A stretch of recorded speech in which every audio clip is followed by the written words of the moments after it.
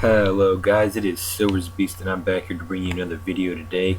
In this video, I'm going to be talking about leveling up. I did a New Game Plus guide a while back, but this guy's going to be focusing specifically on leveling and a couple tips and tricks and stuff like that to help you grind, level, all that great stuff in Infinity Blade 2.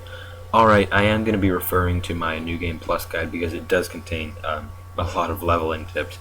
I recently rewrote this whole New Game Plus guide a couple days ago actually, and it's all refreshed and all updated for you guys, so I will be referring to that for this video. And yeah, hope it should turn out well. Worked quite hard on this New Game Plus guide, so I hope this helps you. So let's go ahead and get started.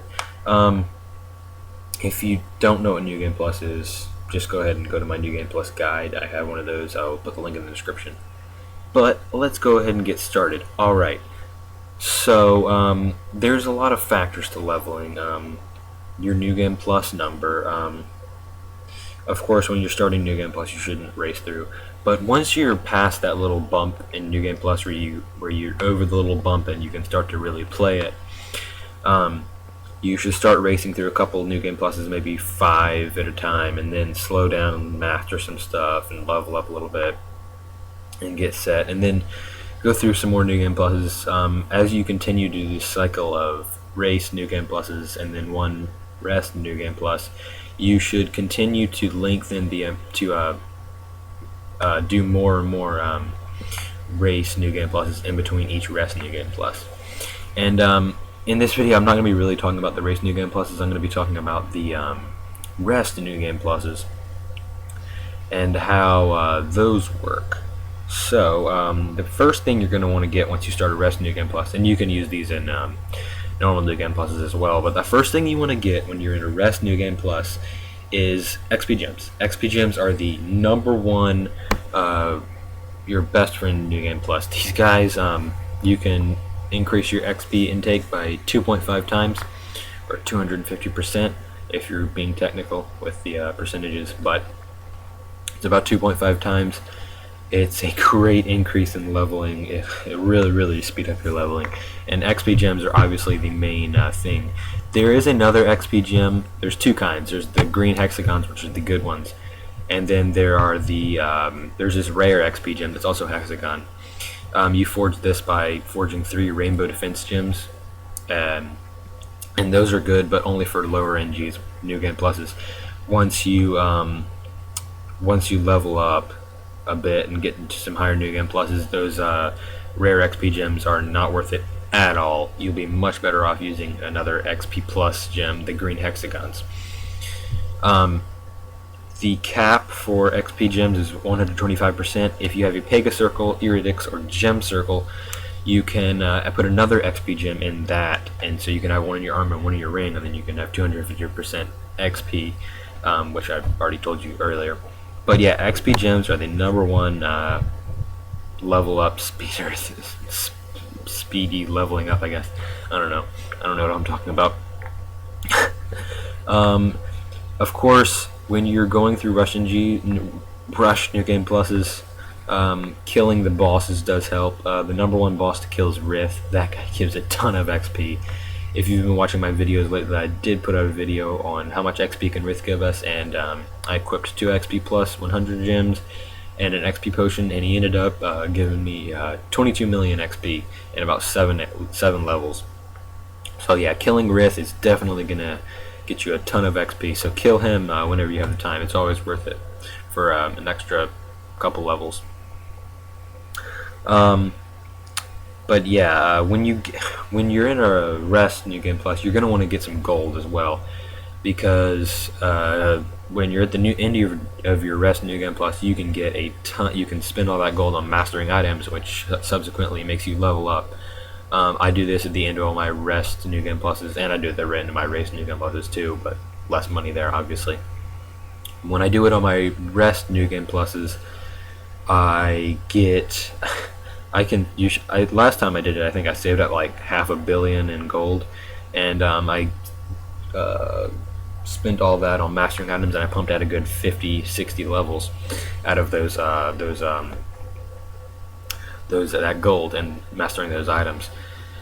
So yeah, mastering your items with gold at the end really helps. And if you want to do it, if you want to get a significant number of levels out of that, you're going to want to get a lot of gold, obviously. And obviously, the number one thing to help you get gold is gold plus gems. These are just like XP gems, except to get you more gold. They increase your gold by a set amount. Cap is 37. You can get 2, just like your XP gems, and have a total of 74%. If you have 2 of these on and you open a large chest, you should get twice what you paid for. So if you had 1 million for the large chest, you get about 2 million out of it. At least that's usually what happens for me when I have around that percentage. There's some couple treasure maps that'll help you. The key treasure map gives you a large key when you go up to Thane version 1. The old treasure map, which is out of a small chest, it's kind of random. You can get a large key out of that. Just a little side note, if you want to read all this, and it's a little more clear if you do read it, you can read all this on my New Game Plus guide. It's very clear. I just redid it, like I said earlier, and you should be able to follow it pretty well. But yeah, so check that out. I'll put a link in the description. It should help you out a lot. Another thing you should do to get gold is use those drop gold plus gems. Those things will make or increase the amount of gold that is dropped, like increase the chances that a drop will be gold, like out of a chest or killing an enemy, etc. That will really help you out, and especially if you have a gold plus gem equipped along with that. That helps a lot. So yeah, what's next here? Opening chests, obviously. And the next thing I want to talk about after talking about XP and gold is grinding. And grinding is like, it's a mix of both XP and gold and how to balance the two. Alright, so the first thing you should know is you should have 2 armor sets.